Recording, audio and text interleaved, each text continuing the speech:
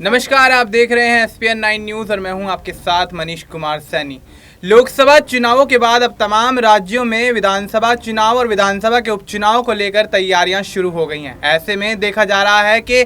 इस समय उत्तर प्रदेश के मुख्यमंत्री योगी आदित्यनाथ की मुश्किलें जो हैं वो कहीं ना कहीं दिन प्रतिदिन बढ़ती जा रही हैं। और ऐसे में अब देखा जा रहा है जिस तरीके से योगी आदित्यनाथ ने कांवड़ यात्रा को लेकर एक फैसला यहाँ पर सुनाया था, या यूं कहें कि आदेश दिया था उत्तर प्रदेश के तमाम यहाँ पर लोगों को, तो वो कहीं ना कहीं उन पर कल उल्टा पड़ता हुआ नजर आया। देखा गया कि जिस तरीके से सीएम योगी आदित्यनाथ ने कांवड़ यात्रा के दौरान तमाम दुकानदारों जो कि कांवड़ यात्रा के दौरान फल सब्जी बेचते हैं और ढाबे मालिक और होटल मालिक, तमाम लोगों को यह आदेश दिया था कि उनको अपने ढाबे, रेडी पटरी, ठेले के आगे अपने नेम प्लेट लगानी पड़ेगी, ताकि जिससे शिनाख्त हो सके कि कौन सा फल विक्रेता या सब्जी विक्रेता या ढाबा मालिक किस धर्म से ताल्लुक रखता है। और इस धर्म की राजनीति में कहीं ना कहीं योगी आदित्यनाथ बहुत बुरी तरह से फंसते हुए नजर आए। और अब देखा गया जिस तरीके से माहौल बनता हुआ नजर आया पिछले कुछ दिनों से योगी आदित्यनाथ के इस आदेश के बाद, और साथ ही एनडीए के समर्थित दल भी यहां पर कहीं ना कहीं योगी आदित्यनाथ, भारतीय जनता पार्टी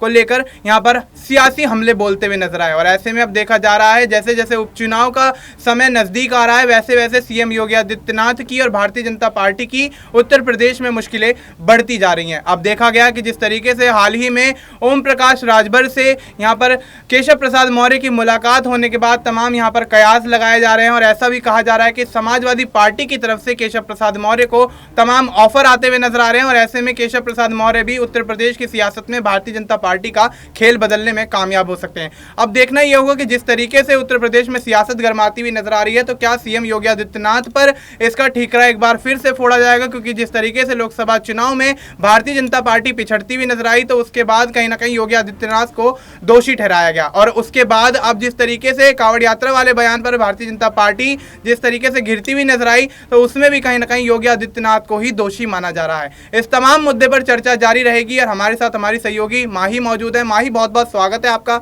माही, क्या कुछ लगता है जिस तरीके से योगी आदित्यनाथ ने ये अपना आदेश सुनाया, उसके बाद यहाँ पर तमाम यहाँ पर एनडीए के दल भी उनका विरोध करते हुए नजर आए, तो क्या आने वाले समय में उपचुनाव में योगी आदित्यनाथ के खिलाफ माहौल बिगड़ता हुआ नजर आएगा? क्या कुछ लगता है? जी बिल्कुल, देखिए उसमें कोई दो राय नहीं मनीष। जिस तरीके से योगी आदित्यनाथ का ये फैसला लिया गया और उनके ऊपर ही भारी पड़ता हुआ नजर आया। इसके पहले कहीं ना कहीं बस इसी बात के इल्जाम लग रहे थे योगी आदित्यनाथ पे कि इस बार उनकी जो रणनीति थी लोकसभा चुनाव के लिए वो बेहतर नहीं थी और इसलिए वो डिजर्व नहीं करते हैं मुख्यमंत्री पद पर रहना। बस वो बातें केवल वहीं तक सीमित थी, लेकिन एक फैसला कहीं ना कहीं योगी आदित्यनाथ के ऊपर भारी पड़ता हुआ नजर आया। पूरा मामला कोर्ट तक पहुंचा, कोर्ट ने भी अपना रुख साफ कर दिया और कहीं ना कहीं योगी आदित्यनाथ के ऊपर सवाल खड़े कर दिया। वो सवाल कहीं ना कहीं उनके ऊपर भारी पड़ते हुए नजर आ रहे हैं। अब माना ही जा रहा है कि केशव प्रसाद मौर्य जिस तरीके से अब सीएम पद के दावेदार के रूप में सामने आ रहे हैं, माना ही जा रहा है कि योगी आदित्यनाथ की कुर्सी पर वाकई में खतरा देखने को मिल सकता है,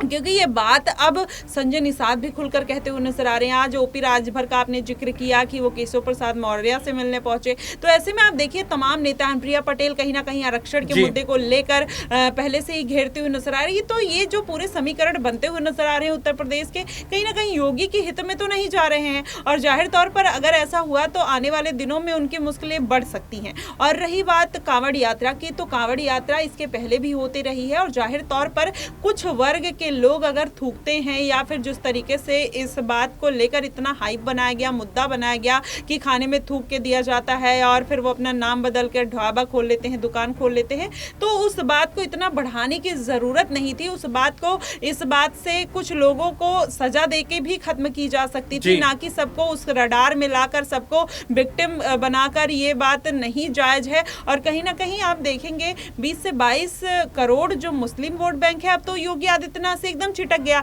इसके पहले आपने देखा ट्रिपल तलाक का जो मुद्दा निकल कर आया था, कहीं ना कहीं महिलाओं का जो रुझान था योगी आदित्यनाथ की तरफ जाता हुआ दिखाई दिया था। लेकिन अब इस फैसले के बाद आपको लगता है कि योगी आदित्यनाथ को किसी भी तरीके का मुस्लिम वोट मिलेगा, क्योंकि इस तरीके की राजनीति। और वहीं आप देखिए मुस्लिम जमात ने भी योगी आदित्यनाथ के फैसले का समर्थन किया, लेकिन वो भी देखिए एक प्रेशर में हो सकता है, क्योंकि योगी आदित्यनाथ का जिस तरीके से एक्शन रहा है, कहीं ना कहीं आपने अतीक अहमद के ऊपर देखा, मुख्तार अंसारी के ऊपर देखा और तमाम तरीके के, वैसे तो उन्होंने विकास दुबे के ऊपर भी एक्शन लिया था, लेकिन जो जितना हाइप मुद्दा मुसलमानों को लेकर मुख्तार अंसारी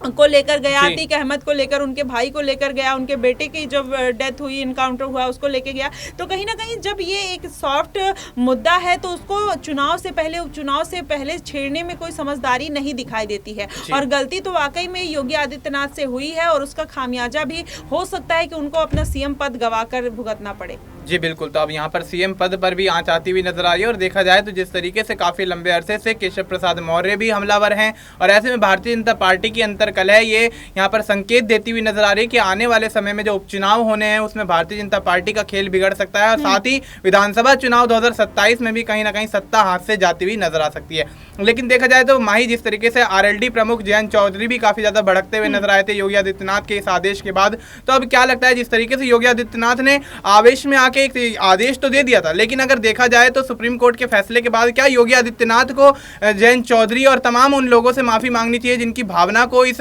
आदेश के बाद आहत होते हुए नजर आए और ऐसे में कहीं ना कहीं देखा गया कि एक वर्ग को यहाँ पर टारगेट किया गया, एक समुदाय को टारगेट किया गया, तो उस समुदाय से यहाँ पर अन्य लोगों से जो भी इस बात से नाराज हैं, खफा हैं, उनसे माफी मांगनी चाहिए। क्या कुछ कहना है आपका? देखिए मनीष, ये कहीं ना कहीं इस पर विवादित एक तरीके से टिप्पणी कह सकते हैं, लेकिन अगर देखा जाए तो योगी आदित्यनाथ माफ़ी तो नहीं मांगेंगे चाहे जयंत चौधरी हैं। हाँ, वैचारिक मतभेद हो सकते हैं और जिस तरीके से उन्होंने एक दूसरे के विचारों को कहीं ना कहीं तोड़ मरोड़ के पेश किया है तो वो बात मुझे नहीं समझ में आती कि माफ़ी मांगेंगे। लेकिन अगर पूरा मामला समझा जाए तो इसमें ये बात कही जा सकती है कि योगी आदित्यनाथ अब अपनी गलतियों को सुधार सकते हैं और फिर जिनके साथ उनकी बिगड़ गई है उनको उनके साथ बनाने की कोशिश करनी चाहिए। क्योंकि आप देखेंगे कि चाहे योगी आदित्यनाथ का ये फैसला हो या हिंदू मुसलमानों का, आप ममता बनर्जी का देख लीजिए, बंगाल में उनके हिसाब से उनकी सरकार चलती है। वहां पर कितने ऐसे मुद्दे आते हैं जहां पर हिंदुओं को बुरी तरीके से टॉलरेट किया जाता है, मार दिया जाता है, जिंदा जला दिया जाता है। और कहीं ना कहीं ये तो एक फैसला है जो उनके एक वैचारिक और मुझे लगता है कि उनका एक व्यक्तिगत मामला है और कहीं ना कहीं वो एक अपने निजी भावना को जनता के ऊपर थोपने की कोशिश करते हुए नजर आए थे और जो पूरी तरीके से गलत सुप्रीम कोर्ट ने साबित कर दिया। लेकिन इसके लिए अब वो माफी मांगते हुए नजर आएंगे, ये मुझे नहीं लगता है, क्योंकि हर मंत्री के पास, हर मुख्यमंत्री के पास ये अधिकार होता है कि वो अपनी जनता को किस तरीके से ट्रीट करना चाहता है। तो वो योगी आदित्यनाथ का अपना एक वर्जन है काम करने का। ऐसे में जयंत चौधरी उनके सहयोगी पार्टी हैं, उनको अभी देखा जाए तो भारतीय जनता पार्टी की उनकी जरूरत है, तो इसलिए शायद योगी आदित्यनाथ झुकते हुए नजर आए, उनकी मांगों को मानते हुए नजर आए। लेकिन माफी मांगने का मुझे नहीं लगता कि एक मुख्यमंत्री या फिर कोई प्रधानमंत्री या कोई ऐसे उच्च पद पर बैठा हो और जिसने सोच समझकर इंटेंसली कोई निर्णय लिया हो और उनको लगता है कि वो अपने वर्ग में, अपने धर्म के पक्ष में अगर कोई फैसला ले रहे हैं तो उसमें माफी मांगने का कोई सवाल नहीं है। क्योंकि आपने देखा नुपुर शर्मा का जब केस हुआ था, कितने ऐसे केसेस आते हैं जहां पर राष्ट्रीय ध्वज के ऊपर खड़ा करके जला दिया जाता है, या फिर आप देखेंगे कि कितने पंजाबी हैं जो खालिस्तान में जाके, कनाडा में जाके ऐसी हरकतें करते हुए नजर आते हैं। तो उनकी एक मूल भावना है जिसको लेकर वो अपना गुस्सा जाहिर करते हैं और उसके लिए तो किसी को माफी मांगने की जरूरत नहीं पड़ती, वो तो खुलेआम घूमते हैं। जब आप देखेंगे खालिस्तानी जाते हैं वहां पर चुनाव जीत जाते हैं, सांसद बन जाते हैं, तो आप देखिए किस तरीके से माहौल बनता हुआ नजर आया। तो हर एक धर्म के अपने अपने लोगों के लिए आस्था है। योगी आदित्यनाथ ने जो ये फैसला लिया कहीं ना कहीं गलत जरूर है, लेकिन उसके लिए वो माफी मांगने के लिए मुझे नहीं लगता किसी भी तरीके से प्रतिबद्ध हो सकते हैं। जी बिल्कुल, तो अब यहाँ पर जिस तरीके से माहौल गर्माता हुआ दिखा और ऐसे में अब यहाँ पर कयास ये लगाए जा रहे थे कि यहाँ पर जयंत चौधरी से माफ़ी मांगनी चाहिए सीएम योगी आदित्यनाथ को, लेकिन खैर ये तो उनका आपसी मसला है। लेकिन देखा जाए तो जिस तरीके से सीएम योगी आदित्यनाथ के एक आदेश से यहाँ पर लोगों की भावना को ठेस पहुंची है, वो कहीं ना कहीं एक बहुत बड़ा नुकसान हो सकता है आने वाले समय में भारतीय जनता पार्टी के लिए उपचुनाव को लेकर। तो अब देखा जा रहा है जिस तरीके से भारतीय जनता पार्टी ने लोकसभा चुनाव से पहले यहाँ पर कहीं ना कहीं राम मंदिर को मुद्दा बनाकर चुनाव लड़ा और उसके बाद यहाँ पर देखा गया अयोध्या की फैजाबाद लोकसभा सीट से यहाँ पर भारतीय जनता पार्टी हारती हुई नजर आई। ठीक वही कदम यहाँ पर योगी आदित्यनाथ ने फिर से उठा लिया और ऐसे में अब देखना होगा कि आने वाले उपचुनाव में क्या कुछ माहौल बनता हुआ नजर आता है। क्या वाकई भारतीय जनता पार्टी उपचुनाव में पिछड़ती हुई नजर आएगी और आने वाले समय में जो 2027 में चुनाव होने हैं उसमें क्या सरकार बदलेगी या फिर वही सरकार वापसी करती हुई नजर आएगी। फिलहाल के लिए इतना ही। देश और दुनिया से जुड़ी तमाम जानकारी के लिए आप देखते रहिए SPN9 न्यूज।